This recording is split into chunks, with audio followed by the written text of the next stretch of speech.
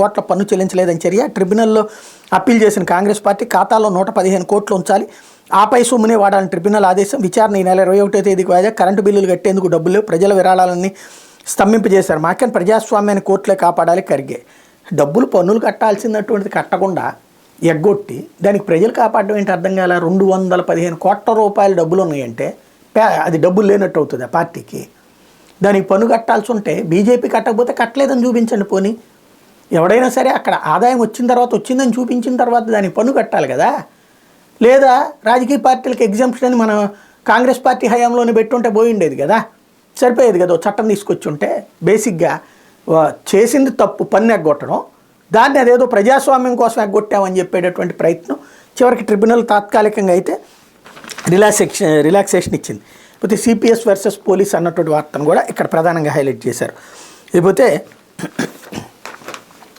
వచ్చే వారమే ఎన్డీఏలోకి టీడీపీ, ఇది కీలకమైనటువంటి వార్త.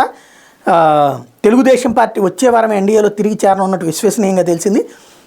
రాధాకృష్ణ గారు ఈ వార్త రాశారంటే ఆంధ్రజ్యోతిలో అది ఖచ్చితంగా నిజమే అయ్యి ఉంటుంది. ఎందుకంటే తెలుగుదేశం విషయంలో, షర్మిల విషయంలో 100కి 90% నిజాలు ఉంటాయి, ఓ 10% ఊహాజనితం కూడా ఉంటాయి అనుకోండి.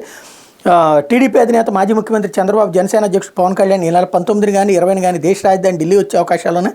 లోక్సభ ఎన్నికలకు పార్టీని సమాయత్తం చేసేందుకు శని ఆదివారాల్లో ఇక్కడ బీజేపీ జాతీయ కార్యవర్గ సమావేశాలు జరగనున్నాయి. ఇవి పూర్తయిన వెంటనే పొత్తులపై వేగంగా నిర్ణయాలు తీసుకోవాలని బీజేపీ అగ్రనేతలు భావిస్తున్నారు. తెలుగుదేశం జనసేన నేతలతో ఈ నెల 20 లాంఛనంగా చర్చలు ఉండవచ్చని తెలుస్తోంది. ఏ పార్టీ ఎన్ని సీట్లకు పోటీ చేయాలి ఇప్పటికే 3 పార్టీల మధ్య అవగాహన కుదిరిందని, ఏ స్థానాల్లో బరిలోకి దిగాలో కూడా ఒక అభిప్రాయానికి వచ్చారని విశ్వసనీయ వర్గాలు తెలిపాయి.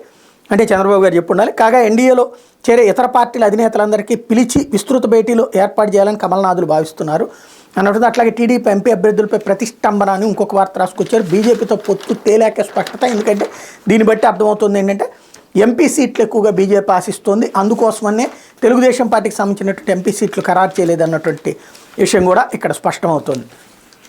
లేకపోతే బయట